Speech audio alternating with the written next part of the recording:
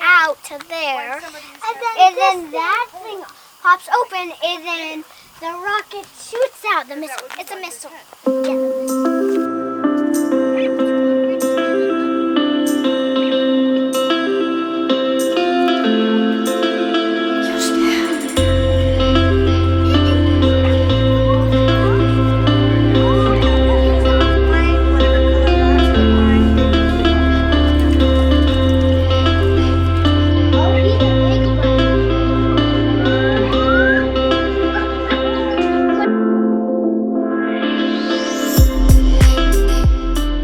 Currently on our way to Minneapolis.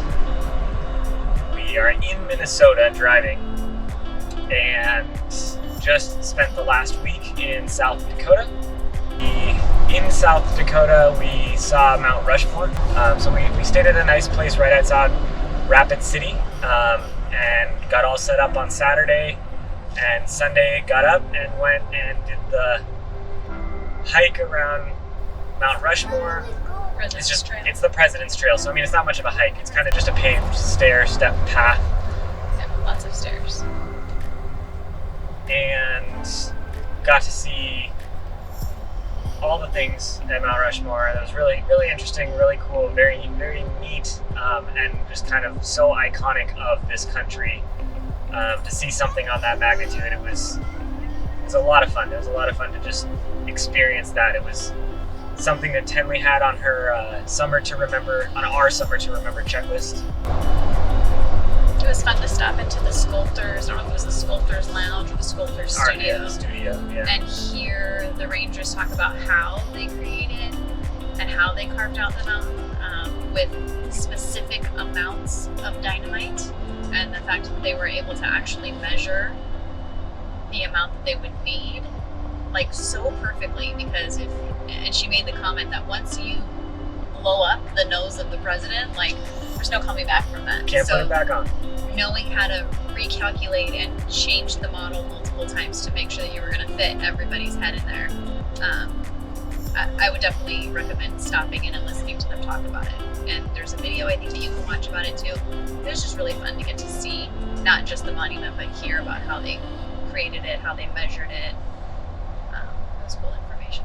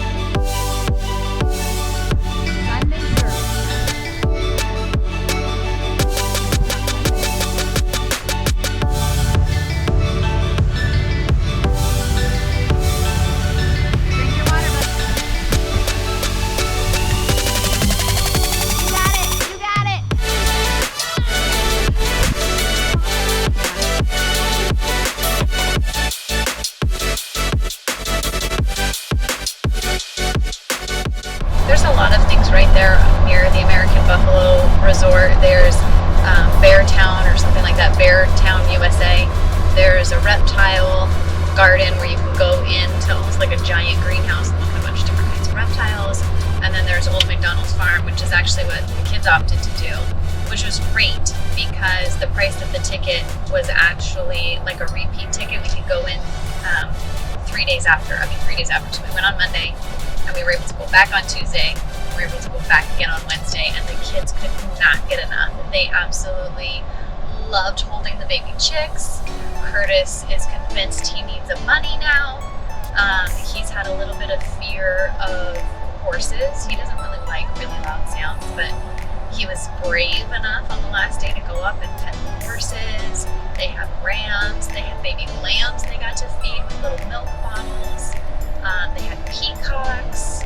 They had a really cool goat contraption where there's a big bridge and it's just it's like a hanging bridge, and you put feed in the bucket and you pull the rope to the top, and those goats know immediately, like, I should jump across that bridge because I want whatever food is in there. The kids really enjoyed that. There's a little train ride you can do for $3. You can ride ponies for $3.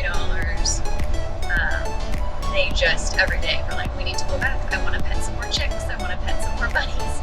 And they had a really great time. So it was definitely worth it. And then we left there and made our way farther east, kept going through South Dakota. We stopped at Wall Drugs, which was just a real crazy roadside attraction.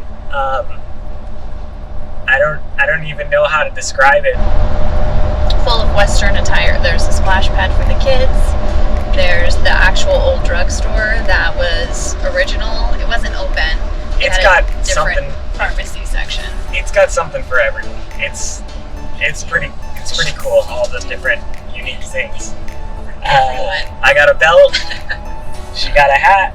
Stanley got a really soft blanket with horses, and they had different tribal features on them. So she chose the one with horses because that's what she's all about right now. And Curtis got a wallet. He did. He got a genuine leather wallet. I mean, I don't know what 6-year-old doesn't need a genuine leather wallet, but he was very excited, and he wanted the most ferocious and dangerous animal printed on it. So he went with the snake. He was really excited about that too. We also stopped by Delta 9, which is a nuclear missile silo that was decommissioned and is now a national park. That was really cool to read about that. They had a cell phone tour that we could listen to, self-guided, and it was just really neat to see this little hill, not even a hill, it was just this big gravel area in the middle of nowhere, South Dakota, that housed a nuclear missile. So they called it hidden in plain sight. It was pretty cool. And then we made our way to another harvest host. So this last night we spent at a dairy farm. Extensive family farm. It was pretty incredible. It was very cool. We got there. I was a little not upset, maybe a little irritated because the other harvest host campers were running their generator in the parking lot all night, and I kind of wanted to experience the ranch just without noise, right? Just hear the ranch noises and enjoy the scenery, which we did. We did enjoy the scenery, but they all cleared out this morning, and we got a tour from the owner of the family ranch. It's a 4-generation ranch. The grandparents are 91 and 87 and still live on the property, and then the gentleman who gave us a tour was one of their 5 children, and he participates with his brother in the ranch, and then he has children, and all of his children participate, and then he has 11 grandchildren, he said, that are all part of the process, which was really neat. They make all kinds of stuff. So just this last year during COVID, they put in like big, ginormous, heavy freezers that keep everything 20 below. And they started processing, not just being a dairy farm, but like processing and making their own cheese curds and milk and chocolate milk and heavy cream. And for a while they were doing butter, and they're doing ice cream. And so the kids got to experience and taste some really fresh, delicious goods. And they have a store right on their property, and it's kind of like a self-serve honor system. Sometimes there's someone in there, sometimes there's not. You can go in and they have all of the ingredients listed and prices listed, and you just kind of take what you want. They had frozen pizzas, they had hamburger meat, everything was really fresh and delicious. And we picked up some ice cream that the kids ate last night, and they decided this morning we need to go back and get more so we can share it with the family that we're going to see today. And then after seeing the whole dairy operation, we decided, you know, I really would like to try some of that milk, because it's A2, which we learned today is a genetic marker in the bowls. And A2 is typically milk that is easier for the body to process and break down the proteins. And so the farmer, he just really found it very important to make the healthiest milk by using the healthiest bull and the healthiest cow and the healthiest calf. And just his line was very clean, and we got to see from the milking process to where the babies are kept. That was my favorite part. That was my favorite part, was the baby calves. They're so cute, and I mean, they're big for being only a few weeks old. I can't believe how they're bigger than Piper. They're bigger than my dogs. They're like, and they're only a couple weeks old. So it was very, very cool and very awesome to see all the cows and the moms that were pregnant. It was quite the operation, and they have from the whole vertical, right? So they are entirely from growing the feed. They grow almost all their own feed. In fact, they grow more than they need. So they actually sell off a lot of their feed in the fields. They have pastures for the cattle to graze, and then they have, you know, the dairy farm. They have the entire milking computerized systems, which was really cool to see the integration of technology in the dairy farming process and how far it's come.